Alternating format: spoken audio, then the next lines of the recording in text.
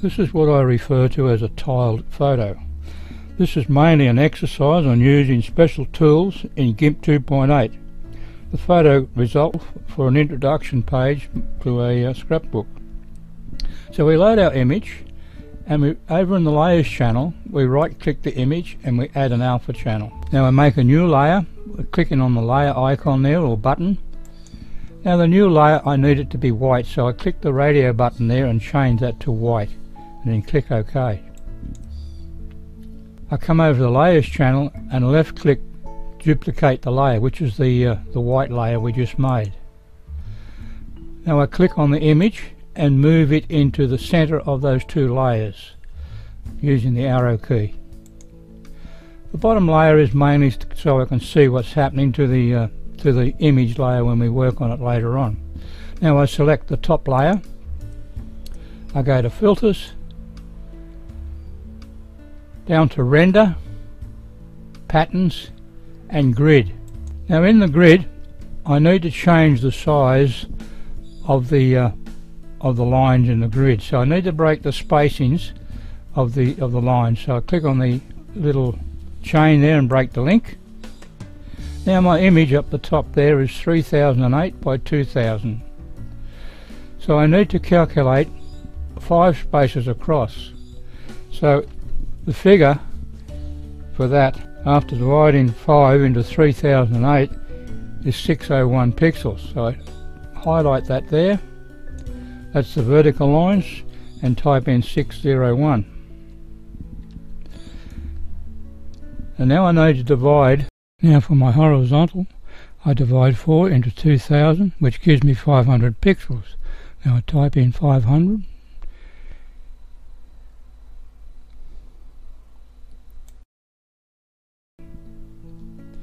Now I click OK.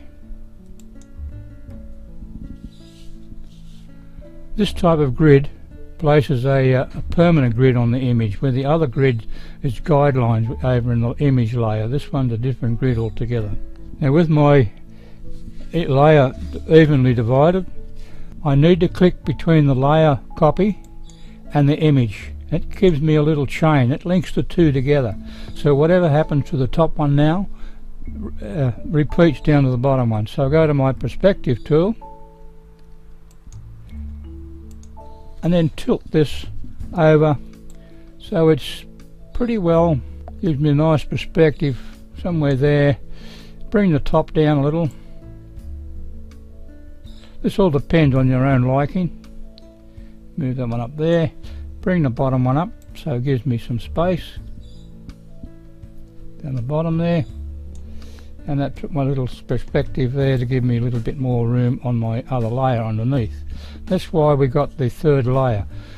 The two top layers are now going to be transformed, and I think that's a reasonable transformation. I click transform,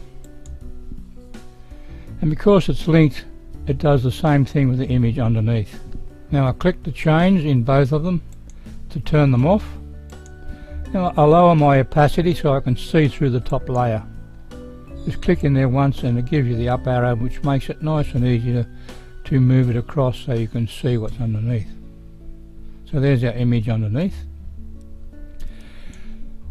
Now I go over to my fuzzy select tool, and while it's still selected at the top, I choose one of the little grids there and click inside it. And now I move down to my image. This is important because the selection's been made on the top one. It's also copied into the image one down below. So I'll go over to edit and I cut that out of the image. I return to edit and I paste it back in there.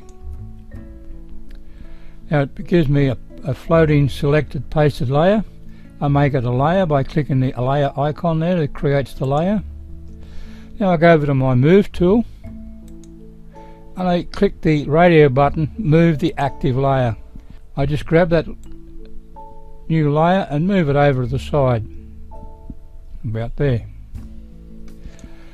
Now I'll go back to my grid, go back to my fuzzy select tool and grab another part of the image. Now it's better to keep it in a checkerboard pattern, otherwise you lose the effect.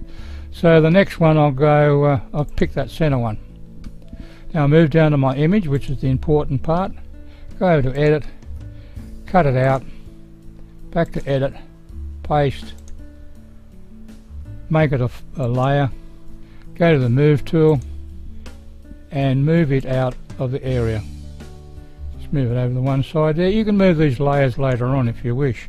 Now we go back to our layer with the slanted, and we go to the fuzzy select tool.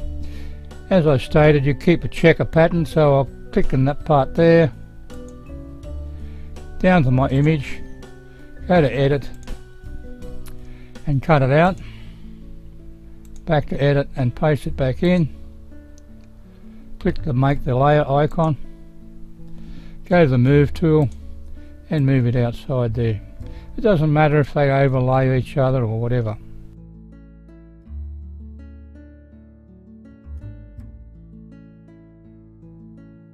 Move tool and move it out to the side.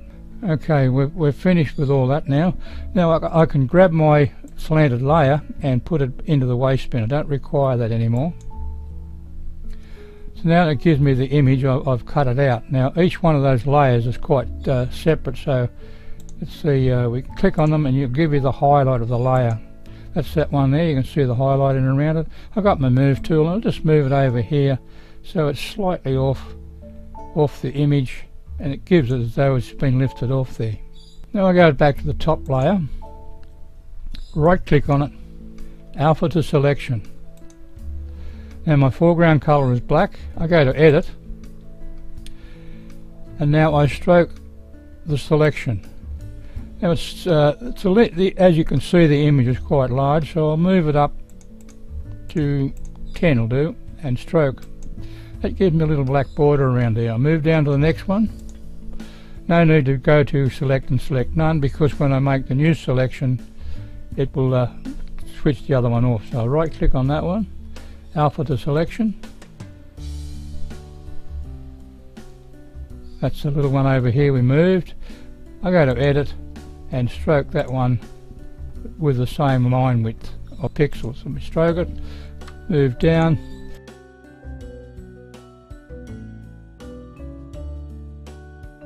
Now the last one is our image, alpha to selection, edit and stroke it, that one is also with 10 pixels. Now I go to select and select none. We turn that selection off.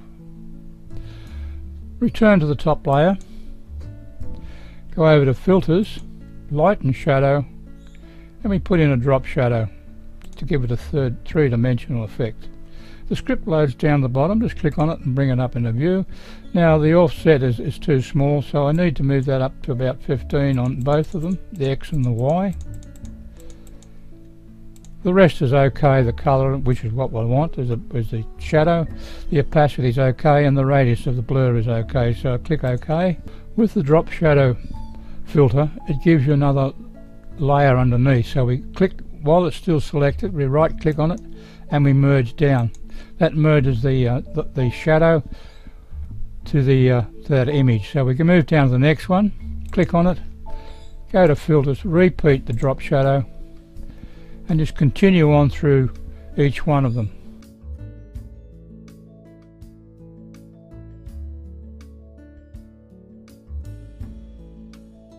Of course, our main photo, we also put a drop shadow in that. So we just hit the repeat drop shadow function and puts the new drop shadow in for me. Once again, I right click the image and merge it down. That one there, we'll just move that one, go to the move tool and just move it over, and it just looks as though it's been popped up out of the image. Put it over there so it's part of the perspective. You can move this one over the side, put it close to the other one. So there we go. Now we click on the very last layer, which is the white one, so we could see what was happening. Now I'll put a bit of color in the background. I click on my blend tool, click the edge of the blend, the gradient, and move it down, and I'll put in the gold one this time and just drag across your white layer, and it puts a the blend in the background. Now just right click the top layer or any layer and flatten image. And that's our tiled video.